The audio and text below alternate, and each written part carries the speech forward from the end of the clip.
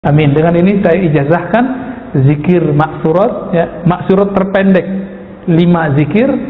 Orang yang baca ini, yang terakhir ini, subhanallah, ini tidak akan miskin seumur hidupnya. Tapi berzikirlah ini bukan karena takut miskin, tapi karena ingin mendekat kepada yang Maha Kaya, Allah Subhanahu wa Ta'ala.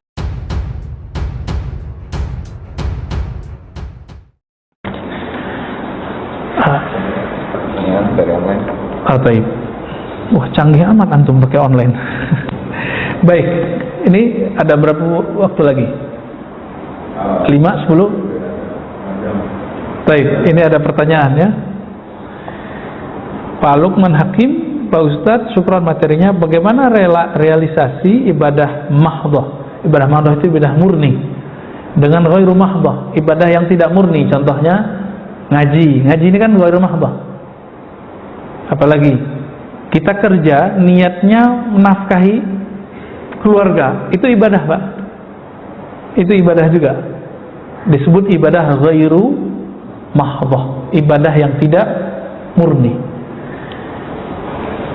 Apa yang kita harus lakukan dalam merealisasikan ibadah mahdhah dan ghairu mahdhah, ya? Di mana kebanyakan kami adalah orang awam. Nah, jadi beliau lagi bertanya tentang cara menerapkannya. Allah berfirman ya dalam Al-Quran, wa ma khalaqtul jinna wal insa illa liya'budun. Masih ingat ayatnya? Tidaklah aku ciptakan jin dan manusia kecuali untuk ya'budun. Ya'budun secara harfiah artinya menyembahku, tapi berkali-kali saya menerjemahkan ya'budun artinya mengenalku. Ibadah mahdhah, ibadah fisik kita dan qalbu, itu sholat, zakat, haji, umrah, ya, sholat sunat, ya. Ibadah ghairu mahdhah ini ibadah yang isinya untuk mengisi rohani, tapi kadang-kadang fisik kita nggak kebawa. Dan perlu diketahui, kadang-kadang ghairu mahdhah itu secara kualitas lebih tinggi daripada mahdhah, kadang-kadang lebih wajib daripada mahdhah. Contohnya, ketika ada ta'lim, kita masuk masjid, mau tahiyatul masjid, lebih dahulukan tahiyatul masjid atau ta'lim? Tahiyatul masjid apa ta'lim? Tahiyatul masjid sunat nggak? Ta'lim itu wajib atau bukan? Wajib, cuma dia ghairu mahdhah. Wajib tapi ghairu mahdhah, gitu Pak. Nah, nanti bisa diterapkan semuanya nih ya, termasuk sholat syuruk. Tapi antum terserah ya, kita nggak paksa. Kalau mau sholat silakan, cuma kalau ngikutin ilmunya, kajian masih berjalan lalu syuruk masuk, nah, tinggal pilih yang sunat atau yang wajib, gitu. Itu nggak masalah ya. Terus apa saja yang kita niatkan untuk Allah, untuk membantu hamba-hamba Allah, keluarga kita kan hamba Allah, maka itu ibadah ghairu mahdhah. Apalagi kalau bapak ini kerja, niatkan saya nanti mau zakat dari kerjaan ini. Udah Pak, itu dari awal berangkat sampai bulan besok dapat gaji, itu semua dihitung ibadah, ya, dihitung ibadah semua. Tapi ingat juga, ada ibadah mahdhah karena niatnya tidak benar, itu nggak dapat apa-apa. Saya sholat supaya disebut ahli ibadah, ya. Saya ngajar, baru mahdhah nih. Saya ngajar supaya disebut orang alim, supaya disebut ustadz sunnah, ustadz aswaja, ya. Nah ini ibadah ghair mahdhah, ataupun mahdhah nggak dapat apa-apa saya. Paling-paling dapat honor, pulang-pulang cuma dapat honor, nggak dapat pahala saya. Nah, inilah kejadian guru-guru di madrasah, kiai-kiai di pesantren. Kalau mereka tidak main kolbunya di sini, realisasi mahdhahnya tidak berhasil. Tujuan dia mengenal Allah tidak berhasil. Tadi coba diartikan, aku ciptakan jin manusia, tidaklah aku ciptakan mereka kecuali untuk mengenalku. Maka semua aktivitas mengenal Allah itu adalah wajib. Mau bentuknya ta'lim, mau bentuknya zikir, mau bentuknya sholat, maka kita nggak perlu benturkan. Kalau ada teman kita tadi waktu masuk masjid dia sholat sunat dulu, padahal kita berkata alim, nggak masalah Pak, biarin. Kenapa? Mungkin dia menganggap itulah mengenal Allah, nggak ada masalah.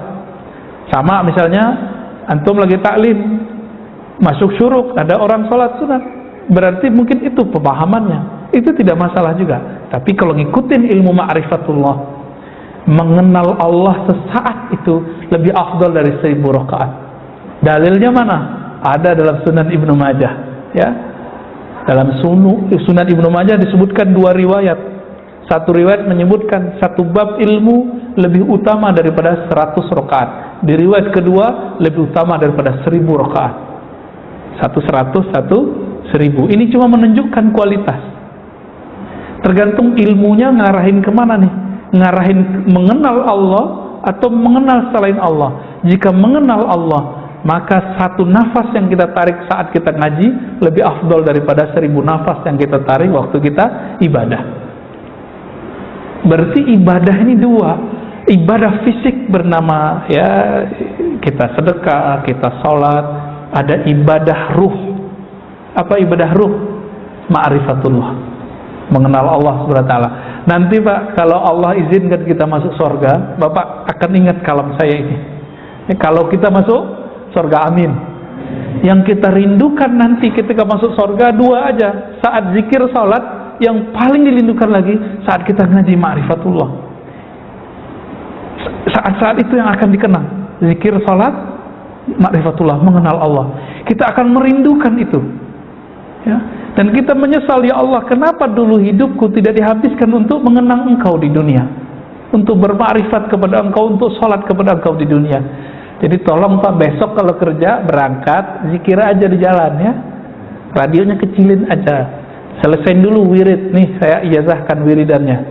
Pertama istighfar 100. Ini wirid para sahabat Nabi, kemudian dirumuskan oleh Imam Abdul Hasan Syadzili.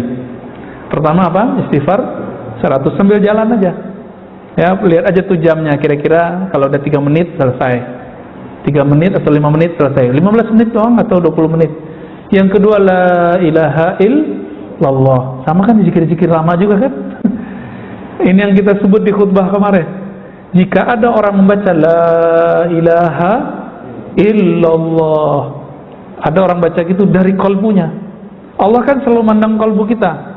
Untuk orang yang membaca ini, Allah berikan pandangan istimewa. Di belahan langit dan bumi, Allah sekedar memandang dengan keistimewaan rahmatnya, bahwa orang ini diangkat jadi kekasihnya. Ini nanti Bapak sambil nyetir bisa jadi waliullah ya. Jadi waliullah mudah Pak. Yang penting bacanya lisan baca, qalbu mengikuti. Tapi walinya baru wali umum ya, belum wali khusus. Wali khusus ada tugasnya, kerohaniannya. Gak kuat antum itu ya. Wali khusus itu ada tugas berat. Tugasnya kalau mu'alim itu siap dibenci orang ya, siap mendatangi tempat-tempat yang tidak ada materi di situ ya. Di situ hanya menghabiskan materi kita. Ada Pak nanti orang-orang begitu tuh ada. Itulah Nabi. Nabi kan datang ke mana-mana itu pakai dananya, pakai dana sahabat. Habislah dana mereka untuk dakwah. Puncaknya jihad. Ini dakwah belum ada, udah jihad-jihad aja ya. Hayya alal jihad ya. Ke laut aja kalian tuh ya. Orang belum ngaji bab tentang apa itu ibadah dengan benar, mereka sudah buat hayya alal. Mana ada di kitab fikih, di kitab hadis hayya alal sholat diganti hayya alal jihad. Itu bid'ah itu Pak. Itu yang finnar kata Rasulullah itu ya. Man ahdatsa fi amrina hadza ma laysa minhu fawarat. Yang membuat-buat hal-hal yang tidak dilakukan, yang tidak ada dasarnya dalam agama ini, tertolak. Kullu bid'atin dalalah wa kullu dalalatin finnar ya. Hadis Tirmizi. Di Imam Muslimnya, iyyakum wa muhdatsatil umur, jauh-jauh perkara baru. Apa itu? Kullu muhdatsatin bid'ah, segala sesuatu yang baru yang tidak ada dalilnya bid'ah. Nah, ini bahaya ini. Semangat jihad tapi nggak pakai ilmu. Karena nggak punya makrifat jihad. Jadi jihad itu ada makrifatnya juga.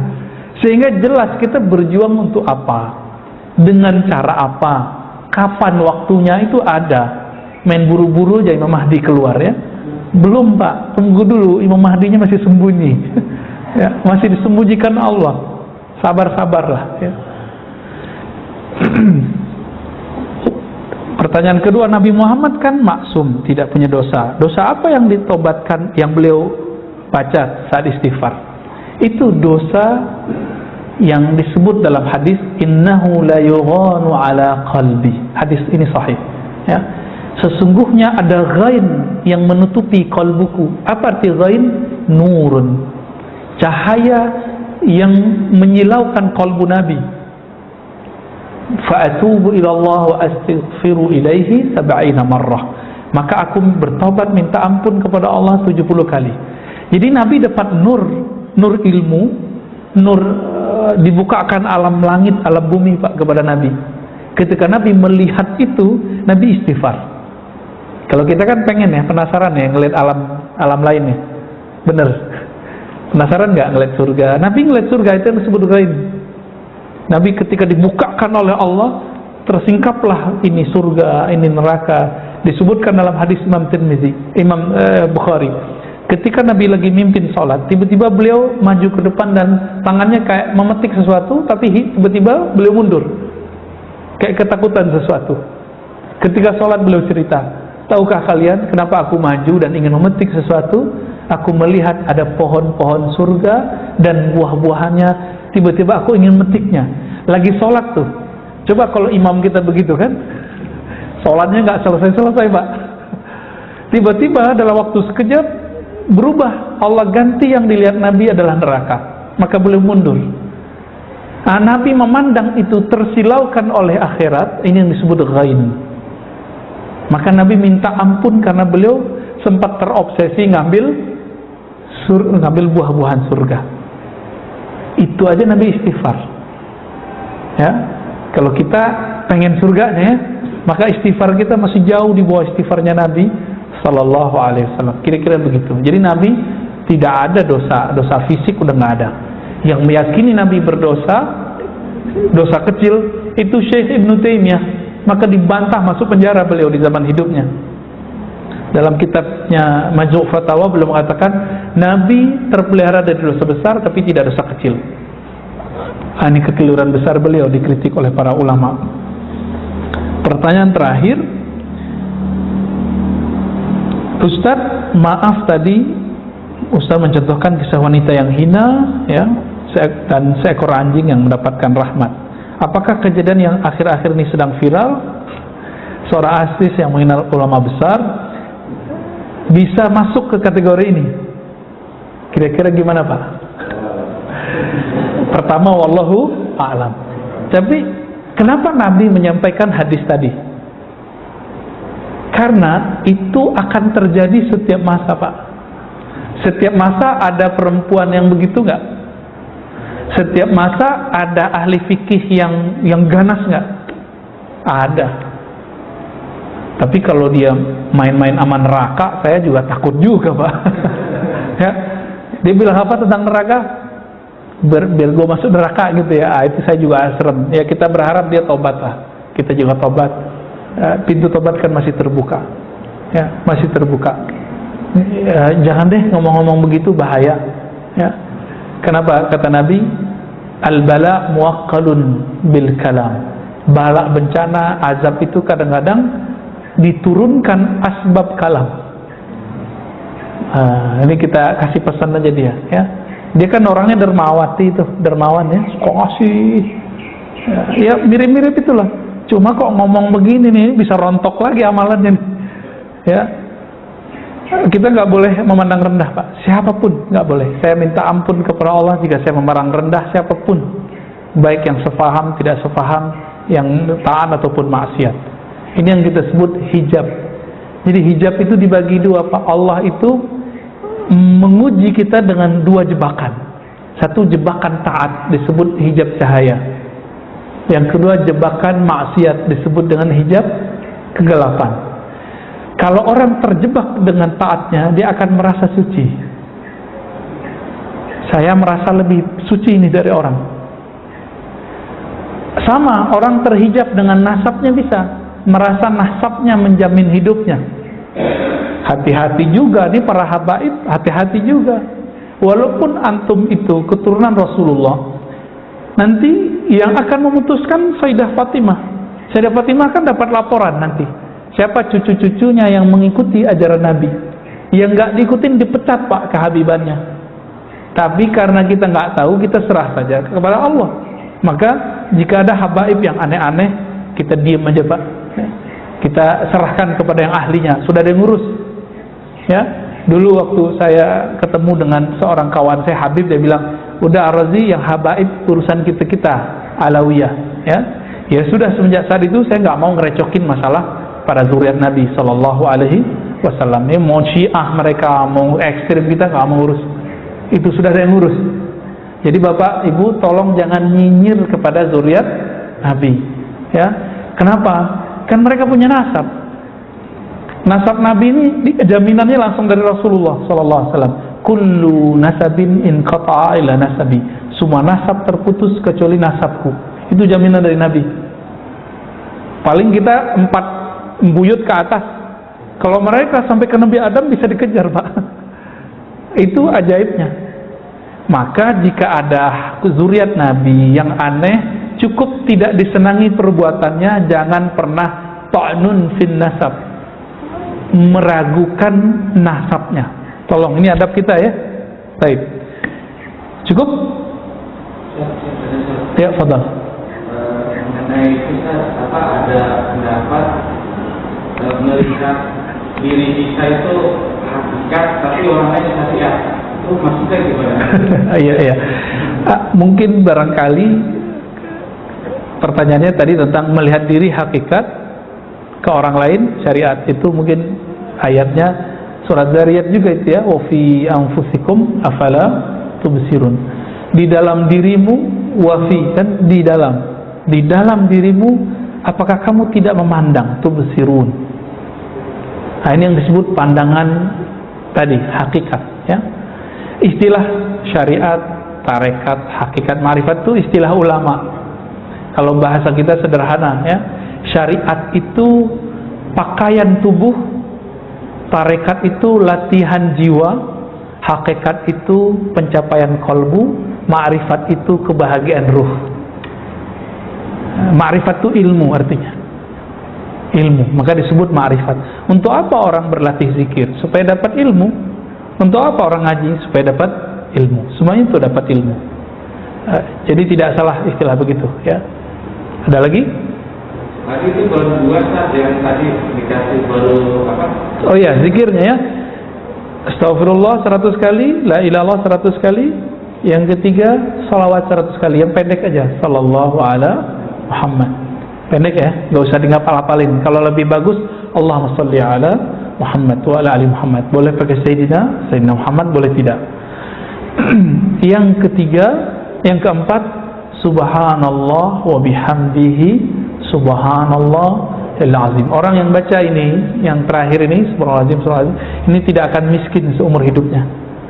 Tapi berzikirlah ini bukan karena takut miskin, tapi karena ingin mendekat kepada yang maha kaya, Allah subhanahu wa ta'ala. Minimal perasaannya nggak merasa miskin walaupun hidupnya sempat susah ya. Itu subhanallah bihamdi subhanallahil azim. Nanti di lain waktu kita syarah. Jika waktunya banyak, tambahkan ya latif 129 kali.